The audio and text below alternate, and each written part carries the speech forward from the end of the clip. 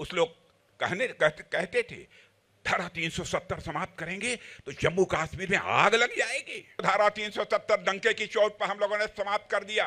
किसी मां के लाल में हिम्मत नहीं है कि अब रिवाल्वर उठाकर किसी के सीने पर अपनी गोली चलाए। मैं आपसे पूछना चाहता हूं, क्या चाहते हैं आपकी धारा 370 जो समाप्त हुई वह बहाल हो जाए, या किसी के पास कलेजा नहीं है बहनों भाइयों के अब धारा 370 को यहां पर बहाल कर सके। जम्मू कश्मीर के बारे में सारी दुनिया में धारणा बदल चुकी है।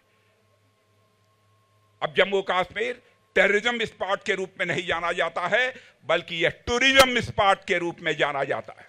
जिस समय धारा 370 को हमारे प्रधानमंत्री ने समाप्त किया, उस लोग कहते थे धारा 370 समाप्त करेंगे तो जम्मू कश्मीर में आग लग जाएगी। बहनों भाइयों, धारा 370 डंके की चोट पर हम लोगों ने समाप्त कर दिया। किसी मां के लाल में हिम्मत नहीं है कि अब रिवाल्वर उठाकर किसी के सीने पर अपनी गोली चलाए।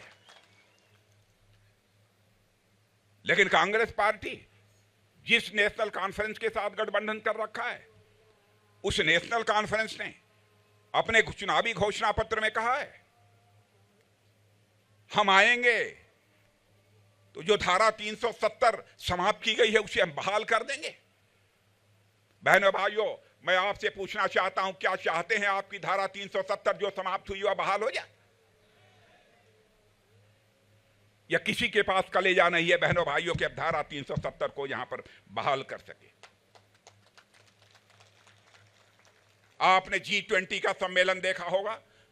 दुनिया के 20 देशों के बड़े बड़े दिग्गज देशों के प्रतिनिधि, राष्ट्रपति, प्रधानमंत्री दिल्ली में आए हुए थे। लेकिन शायद आजाद भारत के इतिहास में पहली बार G20 का एक सम्मेलन कहीं पर हुआ था तो कश्मीर घाटी में हुआ था। बहनों भाइयों, इसे कहते हैं सरकार, इसे कहते हैं हुकूमत।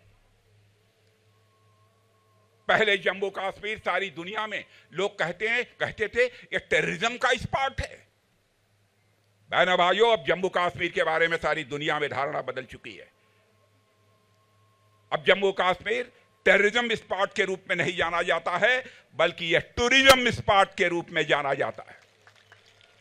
आपने देखा होगा कि यहां पर किस तरीके से टूरिस्ट की संख्या तेजी के साथ बढ़ी है। जाकर देखना हो तो श्रीनगर में जाकर देखिए। यहां पर लगभग 35 वर्षों तक कभी ताजिया नहीं निकला था। रेल कनेक्टिविटी हो, रोड कनेक्टिविटी हो, इंफ्रास्ट्रक्चर हो, इन सब का कितनी तेजी के साथ विकास हुआ। और बॉर्डर के जो अंतिम गांव हैं जिनकी बराबर उपेक्षा होती रही है, मैं भारत का रक्षा मंत्री होने के नाते मैं कहना चाहता हूं बहनों भाइयों, हम लोगों ने अपने प्रधानमंत्री के नेतृत्व में यह फैसला किया है कि बॉर्डर के पास का जो अंतिम गांव होगा, अब वह इस देश का अंतिम गांव नहीं कहा जाएगा, बल्कि इस देश का पहला गांव कहा जाएगा। बहनों भाइयों, उस बॉर्डर के गांवों का भी हम तेजी के साथ विकास करेंगे। जम्मू कश्मीर जाने में पहले 12 से 14 घंटे लगते थे। राकेश ठाकुर से मैं पूछ रहा था अब कितने घंटे लगते हैं। इन्होंने कहा साहब अब जम्मू से कश्मीर जाना होता है तो हमको 4 साढ़े 4 घंटे लगते हैं।